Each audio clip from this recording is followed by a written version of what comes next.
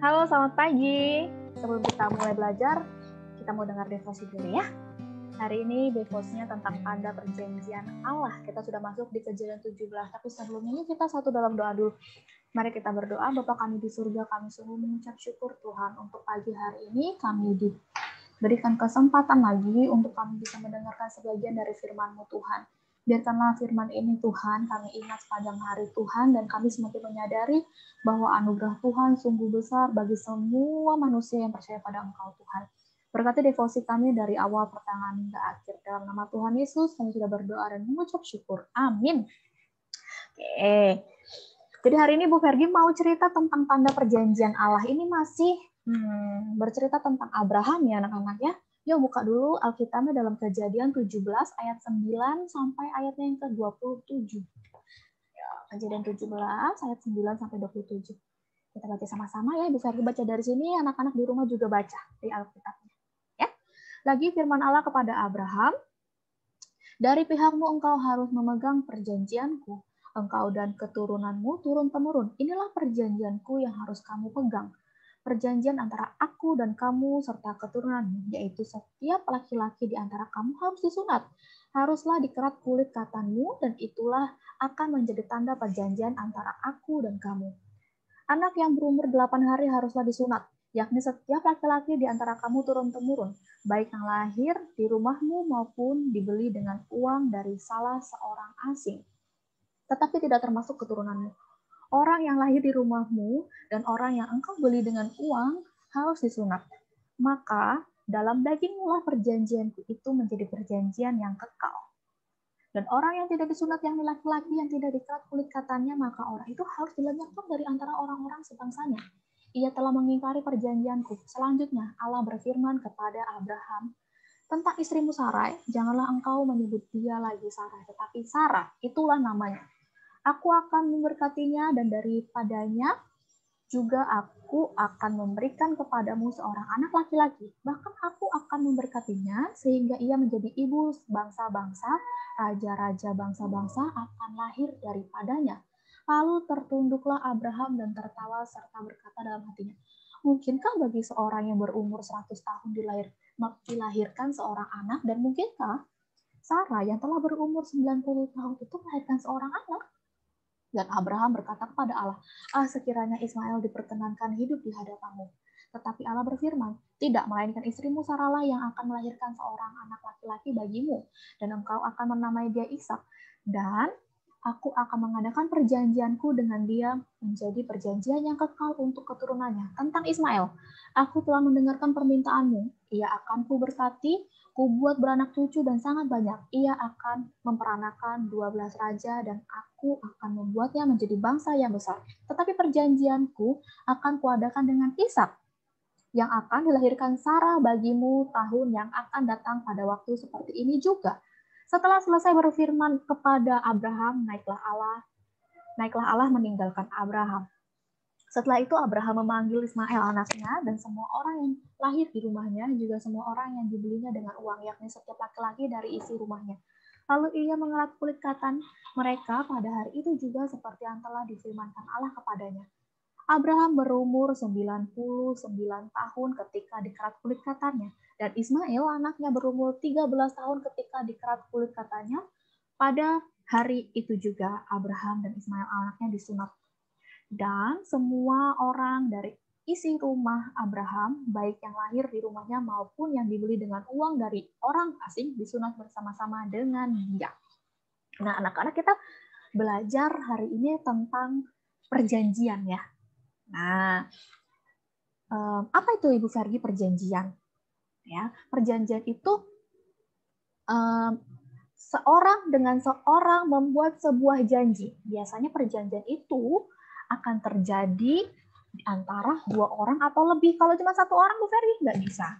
Ya, jadi dalam Kejadian 17 ini diceritakan tentang janji Allah kepada Abraham. Anak tahu ya bahwa Allah menjanjikan akan memberikan anak ya untuk Abraham dan Sarai ya. Tapi Abraham sudah sampai kakek-kakek nih, sudah hampir 100 tahun. Sarai sudah hampir 90 tahun, bahkan sudah 90 tahun lebih tadi dikatakan dalam ayatnya ya. Tapi Tuhan nggak kasih anak.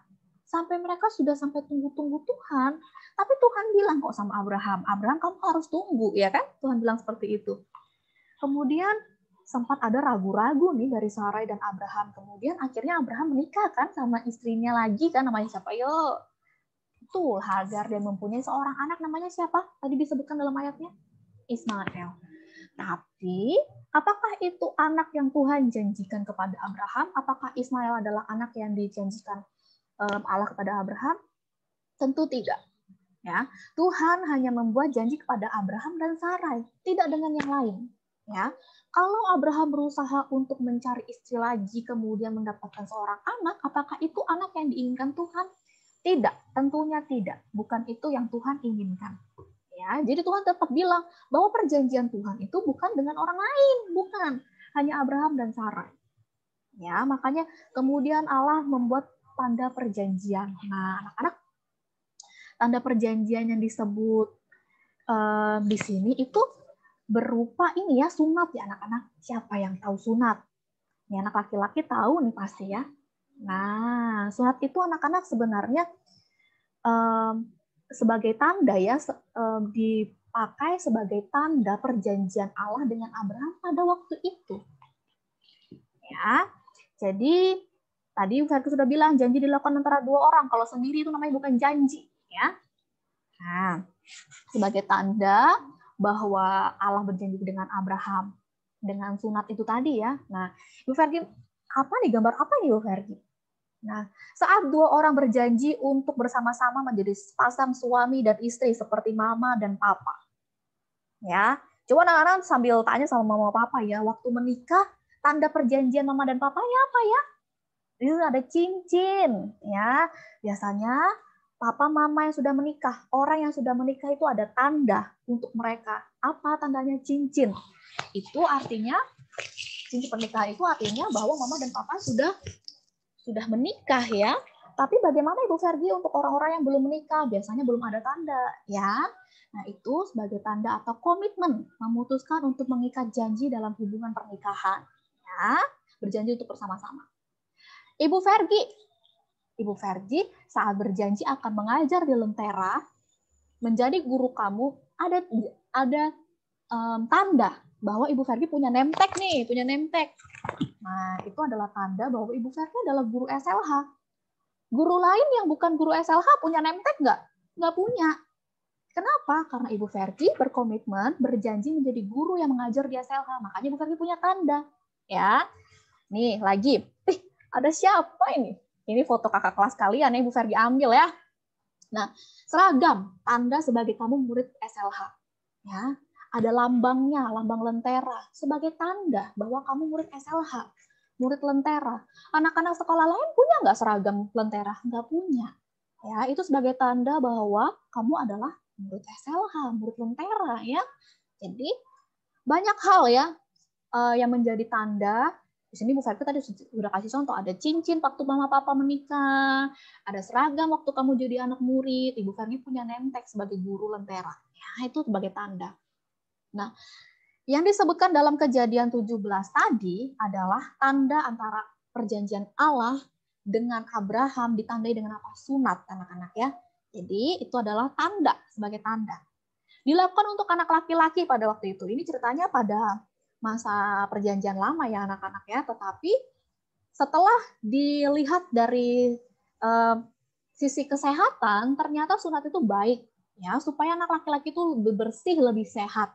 Ya, tapi pada waktu perjanjian lama, Allah membuat sunat itu menjadi tanda perjanjian Allah dan juga keturunan Abraham. Anak-anak di sini dikasih tahu ya bahwa bukan hanya Abraham saja yang waktu itu langsung disunat. Bahkan anaknya yang Ismail juga pada usia 13 tahun ya. Dan kemudian orang-orang yang dibeli, yang masuk dibeli itu adalah budak-budaknya atau orang-orang yang bekerja di situ. Ya. Nah, kemudian Ibu Ferdi sekarang apa Bu Ferdi? Apakah sunat masih bisa dilakukan? Iya. Tapi dengan alasan kesehatan ya, bukan alasan perjanjian dengan Allah lagi, bukan, itu terjadi dalam perjanjian lama. Lalu sekarang perjanjiannya apa Ibu Ferdi? Baptis. Siapa sudah pernah dibaptis di sini? Ada yang sudah ya? Oke. Nah, ini baptis melambangkan pembersihan tubuh manusia dari dosa, anak-anak. Biasanya orang dibaptis pakai apa? Pakai air ya. Dibasuh. Nah, air itu melambangkan membersihkan tubuh kita dari dosa. Membersihkan tubuh manusia dari dosa. Ya, itu tanda. Sama seperti sunat tadi, tanda perjanjian Allah dengan Abraham. Baptis, tanda bahwa kita membersihkan tubuh kita dari dosa dan tidak ingin melakukan dosa lagi. Itu adalah tanda perjanjian. Ya, nah udah banyak nih tadi contoh-contoh yang Ibu Ferdi kasih. Ya, jadi kalau dulu di dalam Kejadian 17, sunat sebagai tanda kita berkomitmen kepada Allah, ya, bahwa akan setia kepada Allah. Nah, sekarang ini dengan baptis, ya anak-anak ya, meninggalkan hidup yang lama dan hidup di hidup yang baru ya. Nah, baptis atau sunat ini, ya, Allah ingin hidup lama kita di dalam dosa digantikan dengan hidup yang baru, anak-anak. Ya, jadi setelah dibaptis, Tuhan mau kita itu tidak lagi bergantung sama dosa, tidak lagi mau deket-deket sama dosa. Itulah makanya kenapa harus kita dibaptis, ya, sebagai tanda bahwa kita nggak mau lagi hidup seperti dulu lagi, nggak mau hidup sembarangan lagi, mau hidup jauh-jauh dari dosa. Ya, sunat juga seperti itu waktu itu. Pada waktu perjanjian lama, menandakan diri kita nggak mau lagi deket-deket sama dosa atau nggak mau tidak percaya Allah, maunya percaya sama Allah. Ya, nah anak di sini juga diceritakan ya, kemudian dilanjutkan bahwa Allah bilang nih kepada si Abraham, ya, Sarai itu namanya diganti menjadi Sarah, artinya apa? Ratu atau putri. Tuhan bilang di Kejadian 17 tadi bahwa Sarah ini akan melahirkan raja-raja, anak-anak. Dia akan menjadi ibu, menjadi putri ya. Itu yang Tuhan janjikan. Walaupun Sarah waktu itu sudah tua, tapi harusnya dia percaya sama janji Allah ya, dan janji Allah selalu ditepati. Ya, Tuhan menepati janjinya. Sarah menjadi ratu dan putri atau putri ya. Nah, anak-anak, yang Ibu Ferdi mau tekankan hari ini ke kalian semua, yaitu Allah itu selalu menepati janjinya. Walaupun seringkali manusia tuh sering nggak percaya gitu, oh Tuhan masa sih aku udah tua umur 100 tahun, masa akan punya anak yang Tuhan janjikan? Seringkali manusia meragukan Tuhan, ya anak-anak tidak percaya, betul ya Tuhan mau menepati janjinya. Tapi Allah selalu menepati janjinya, itu sudah pasti anak-anak ya. Tapi seringkali kita maunya waktunya kita ya, padahal kalau Allah berjanji berarti kita harus ngikutin waktunya siapa? Waktunya Allah. Kapan Allah mau menepati janjinya? Terserah Allah gitu ya. Tapi yang pasti adalah Allah selalu menepati janjinya, dia tidak pernah ingkar ya. Nah, anak-anak, Abraham dan Sarah ini melahirkan seorang anak di masa tuanya. Tadi sudah dikatakan ya. Melahirkan si Abraham udah umur 100 tahun, Sarah umur 90 tahun. Wah, udah tua sekali anak-anak. Kalau zaman sekarang, orang-orang seumur itu sudah jarang sekali ya, anak-anak umur 100 tahun. Ya, orang-orang zaman sekarang mungkin 100 tahun sudah tidak ada lagi di dunia. Kalaupun ada nenek-nenek atau kakek-kakek umurnya 100 tahun, itu sudah tidak bisa lagi melahirkan anak-anak, tidak bisa lagi melahirkan anak ya anak-anak ya, karena sudah tidak bisa lagi.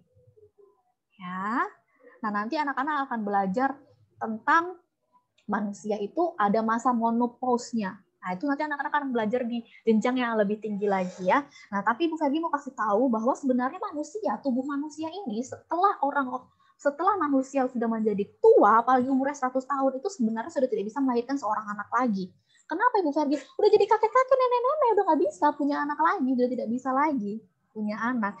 Tetapi karena Allah sudah berjanji, Allah bisa lakukan apapun. Abraham dan Sarah kemudian mempunyai seorang anak. Sarah melahirkan seorang anak di masa tua mereka, yang seharusnya itu mustahil sekali. Tapi Allah bisa lakukan tidak? Tentu saja bisa. Allah mau lakukan apa saja bisa. Ya? Tuhan menggunakan kejadian ini untuk menunjukkan kemahakuasaan Allah. Nah, anak-anak ya, kadang-kadang kita pikir bahwa mungkin saja Abraham udah nggak bisa punya anak lagi. Sarah udah nggak bisa melahirkan anak lagi. Tetapi karena kejadian ini, karena Allah mengaruniakan anak kepada Abraham dan Sarah di masa tuanya, kita jadi melihat bahwa Tuhan itu bisa melakukan apapun. Tuhan itu maha kuasa. Apapun Allah bisa lakukan. Nah, jadi dari kejadian ini kita tahu bahwa Allah maha kuasa. Ya. Nih, Abraham dan Sarah melahirkan seorang anak di masa tuanya tadi sama ya. Nah, dan kemudian itu menjadi sukacita bagi Abraham. Abraham bersukacita nggak Ibu Vergi waktu si Ishak lahir? Jelas Abraham bersukacita ya. Nih, Abraham benar-benar bersukacita, sering tertawa. Jadi dia sering tertawa bersukacita ya. Abraham bersukacita karena anaknya sudah lahir. Allah menepati janjinya. Kemudian Abraham bersukacita karena Allah itu kasih, setia, baik, dan kemurahan hati Allah selalu Abraham rasakan. Ya anak-anaknya. Walaupun dia harus tunggu dalam waktu yang lama saat Allah menepati janjinya, memberikan seorang anak untuk Abraham, Abraham sungguh bersukacita. Banyak sekali alasan yang membuat Abraham bersukacita. Ya, bersukacita karena anaknya sudah lahir, bersukacita karena ia merasakan kasih Allah. Dia rasa kalau Tuhan itu sayang sama dia. Dia bersukacita karena dia merasakan bahwa Allah itu setia, baik, setia pada janjinya. Ya, jadi Abraham sangat bersukacita. Ya. Nah, anak-anak, segitu saja cerita Ibu Vergi hari ini, anak-anak ya. Indah sekali ya anak-anak cerita hari ini, di mana kita tuh diingatin lagi bahwa kita tuh nggak boleh ngikutin maunya kita. Ya, saat Allah berjanji, ya Allah yang akan menjawab sesuai dengan waktunya Allah, bukan waktunya kita. Tugas kita apa? Setia pada Allah. Maka Allah akan setia juga pada janjinya. Karena Allah itu selalu ya menepati janjinya. Jadi tidak ada tuh Allah berjanji kemudian ingkar, nggak pernah. Ya, jadi tetap percaya kepada Allah dan bergantung kepada Allah ya. Mari kita satu dalam doa. Bapa kami di surga, kami mengucap syukur Tuhan untuk hari ini. Kami sudah devosi sama-sama. Kami diingatkan lagi Tuhan untuk kami seharusnya bergantung kepada Engkau. Bahwa janji Allah itu selalu Allah kerjakan dalam hidup kami Tuhan. Ampuni kami Tuhan kalau kami seringkali nggak percaya sama Tuhan. Seringkali kami meragukan Tuhan atau menyalahkan Tuhan. Tetapi kami mau belajar Tuhan hari ini untuk kami setia pada janji yang Tuhan berikan kepada kami. Terutama janji keselamatan yang Tuhan berikan kepada kami. Terima kasih Tuhan, terima kasih untuk cerita devosi kami pada hari ini. Kiranya ini menjadi berkat untuk kami semua. Dalam nama Tuhan Yesus kami sudah berdoa dan mengucap syukur. Amin. Oke, selesai devosi kita hari ini. Anak-anak, selamat belajar ya. Tuhan Yesus memberkati.